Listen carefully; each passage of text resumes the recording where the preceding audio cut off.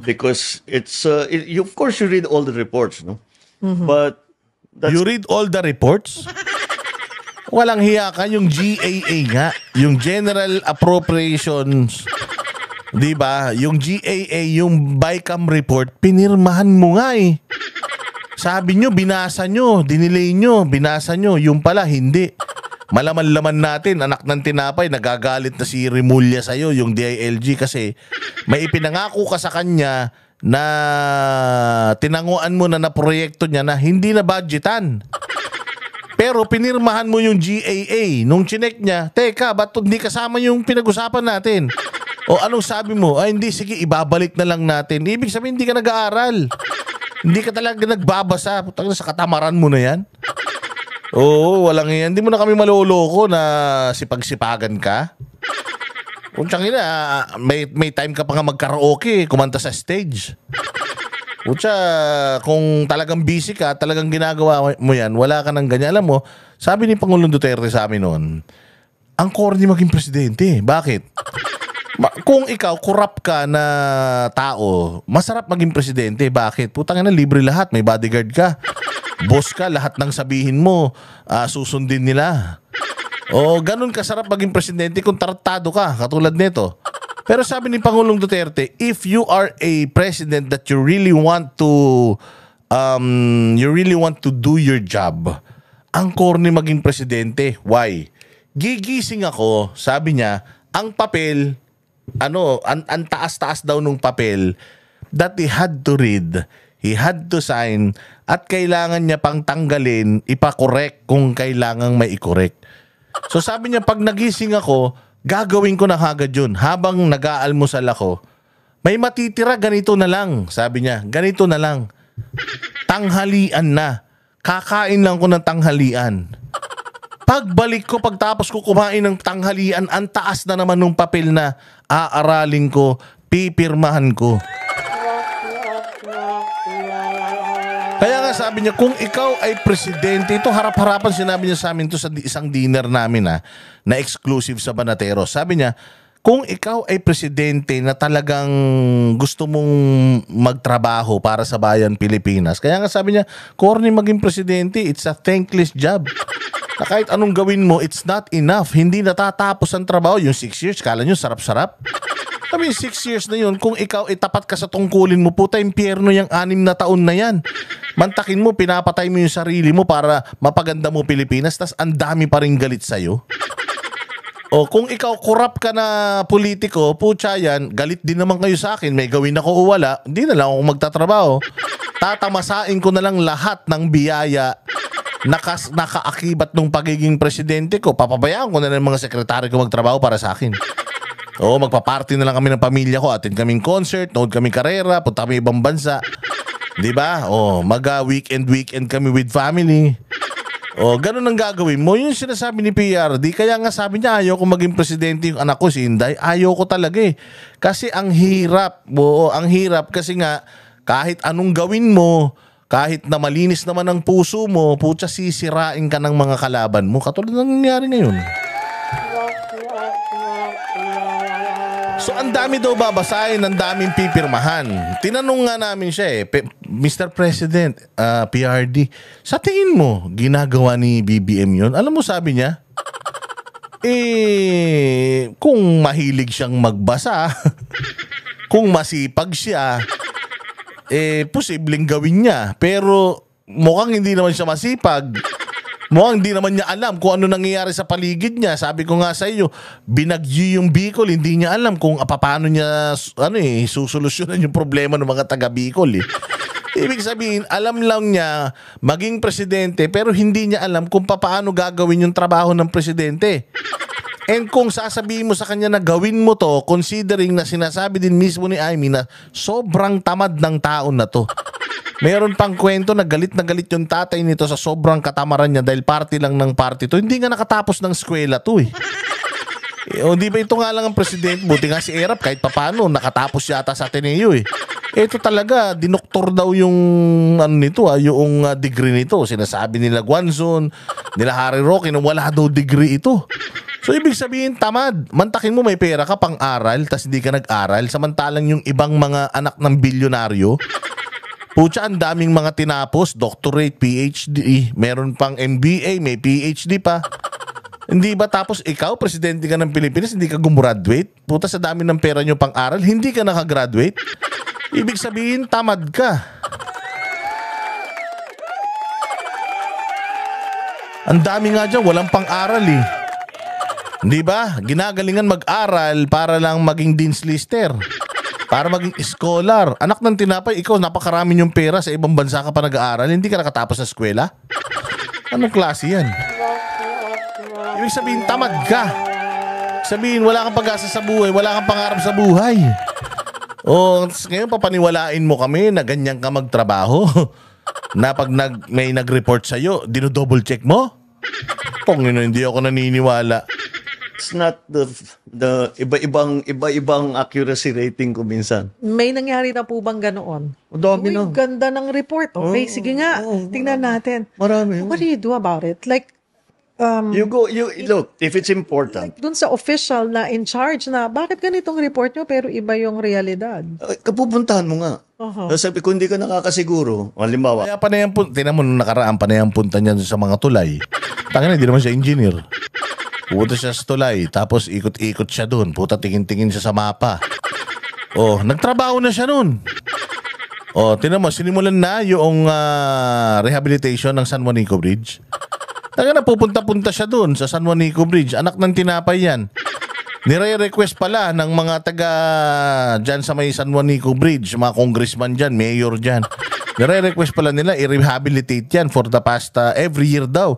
Merong merong request para dyan. Pero hindi binabudgetan ng Kongreso. Pirma naman ng pirma tong ulul na to sa sa budget natin taon-taon, di ba? O so chine-check mo o hindi? O ngayon nagpunta siya sa San Juanico, mukha siyang engot dun. Nagpunta rin siya sa isang nag-collapse na tulay, mukha rin siyang engot dun. Nagpunta na naman siya nung nakaraan dyan sa NAIA. Sinabi niya pinakamaganda raw yung estado ng NAIA ngayon. Kaya pala panay ang ikot nito, panay ang ocular inspection nito kasi meron pala siyang gagawin ganitong podcast at ito yung palalabasin nila that he is a working president. Anak ng tinapay yan. Pumunta ka lang sa mga lugar, bumisita ka lang dun sa mga lugar. Tapos working president ka na. Kaya na sa 3 taon, yan lang ang achievement mo. Sa 3 taon na presidente, kaya yan lang achievement mo. Nag-ocular inspection ka sa mga bagay-bagay. Sa dami ng inutang mo, both dito sa Pilipinas at sa ibang bansa. Putya, yan lang ang nagawa mo, bumisita sa mga sa mga lugar para i-check yung mga trabaho nila. Anak ng toklay yan, may report, napakaganda ng lahat. Pero may kaibigan ka na tiga doon. Sabihin, boss, hindi totoo yan. Hindi nila natapos. Talaga? Oo. Ay kapunta natin. Yun. Pag-explainin mo yung tao. Ganun lang yun. Bigla minessage siya, pre! Tain na, huwag ka maniwala dyan sa report. Hindi totoo yan. Ah, talaga? Hindi totoo? Tara, puntahan natin. Putang ina, para kayong mga tambay, Oo, di ba? Para mga tambay, anong ha? Watch out. May report. Maganda. Maganda pala yung report. May tatawag sa'yo. Pre, di totoo yan. Huwag ka maniwala dyan sa report. Di totoo yan. Ah, talaga? O sige, puntahan natin. Tapos titingnan nila, hindi nga totoo. Niloloko ko. Anak ng tinapay. Putang ina, ganito tingin nila sa gobyerno para walang proseso, no? Parang putang lang sila. Naglalaro-laro lang sila. Bahay-bahayan lang. Anak ng tinapay ng mga taon to parang mga ingot ng putya. Siyempre, kung ano yung mapaliwanag na, hindi mo pala kaya, sige, paltang kita. Hanap tayo ng mas magaling. Speaking of palitan, Ito. Maganda tong tanong. hindi naririnig, hindi na ilalabas, pero siguro sa mas Ay, yabang kasi, di ba? Pumupunta ako sa isang mga lugar, pag nakita ko, pangit, hindi totoo yung report, palitan natin yan. So tatanungin siya ngayon dito. Sino-sino na yung mga pinalitan mo? Di ba? Tinan niyo sagot. mababang mga posisyon, marami na po ba kayong napalitan doon sa loob ng 3 taon? Marami na. Marami na. Hindi na lang namin ina-announce kasi Marami na daw siya tinanggal, hindi lang daw nila ina-announce. Tang-inang yan. Sino yung mga yun? At sino din yung ipinalit niya kung sakaling may natanggal? Hindi ba kamakailan lang, pinag-resign mo lahat? Hindi ka nagtatanggal, pinag-resign mo.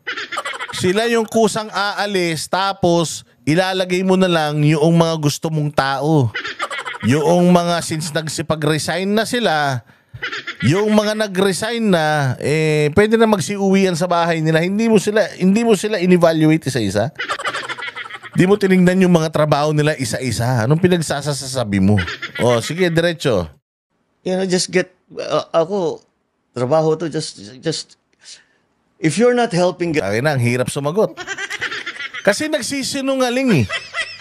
O, tingnan nyo, ang ganda ng tanong sa kanya. O, ang tanong sa kanya, nangyayari ba talaga na may mga tinatanggal kayo on the spot? Kapag nag-check kayo na walang na hindi tama yung ni-report sa inyo. Oh, kung matino ka, kung talagang ginagawa mo, ang bilis sagutin. Pero tingnan mo siya, hirap na hirap siya sumagot. Ganyan siya eh. Pag tinanong, tanda mo nung kinakausap siya ng Australiana, na anong nakakatawa sa sinabi ko na ninakaw niyo yung pera ng taong bahay, ba't hindi niyo ibalik? May nakakatawa ba ron? Di ba? Ganun siya ron.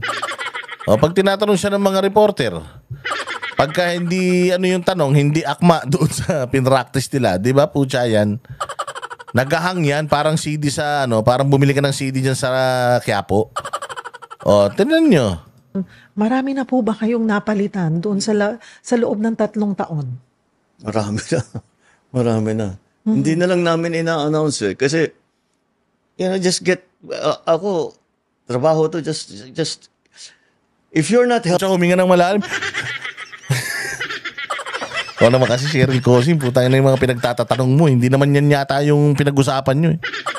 Pucha, nangisay siya. Sasagot ka lang naman eh. Madami, oo, madami na din. Hindi, sakto lang naman. Yung, kasi yung iba naman talagang maayos yung trabaho nila eh. So, sa mga tinanggal, meron na rin. Meron na rin ako mga natanggal. Pero yung pagkakasabi niya na marami, pag marami kasi dapat naririnig natin yan, marami. O, hindi ba? Pero pucha, dahil nagsisinungaling siya, hindi siya makasagot ng diretso. O kailangan niya pang huminga ng malalim. ako, trabaho to, just, if you're not helping, get out of the way. Okay? Kung di mo kami tutulungan, basta, umalis ka na lang dito. Gawin mo yung gusto mong gawin, pero pabayaan mo kami magtrabaho. Hindi na lang namin ina-announce kasi, just get, ako, trabaho to, just, if you're not helping, Tangin na, bakit ganun? Parang hinika, no? Parang hinika si BBM.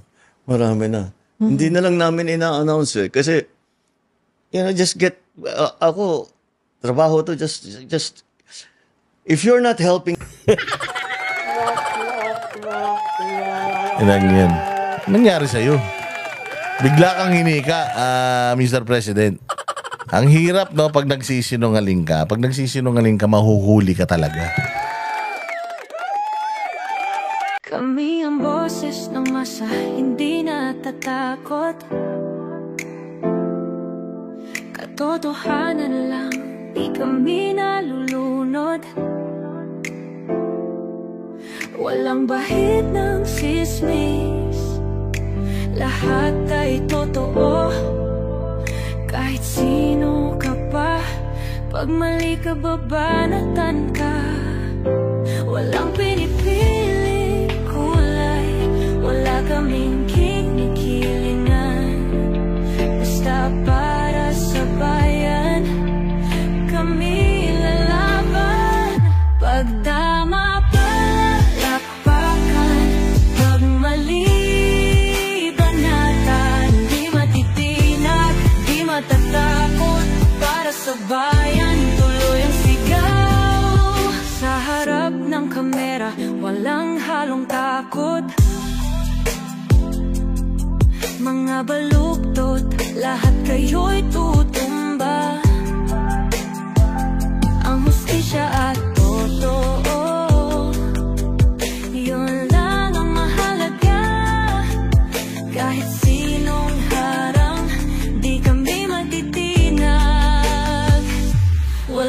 pinipiling kulay, wala kaming kinikilingan.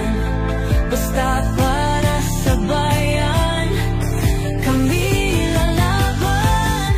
Pag tama palakpakan, pag mali banatan. Di matitinag, di matatakot, para sa bayan tuloy ang sigaw.